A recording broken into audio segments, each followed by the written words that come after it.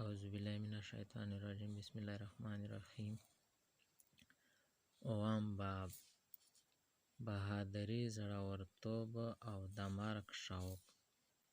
د مرګ د شوق لازمي نتیجه بهادري ده، چې کله سړی د سر ودانګي نو بیا هر څه کولی شي. ټول بزدل سوچ فکر د ژوند دپاره وي، او کله چې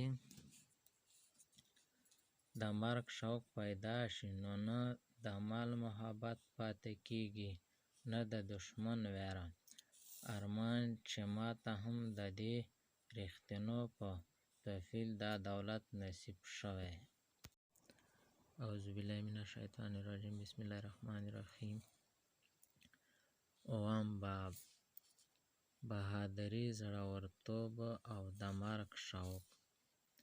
د مرګ د شوق لازمي نتیجه بهادري ده، چې کله سړی د سر ودانګي نو بیا هر څه کولی شي.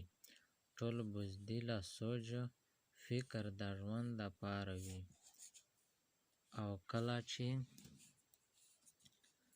د مرګ شوق پیدا شي نو نه د مال محبت پاتې کیږي، نه د دښمن ویره.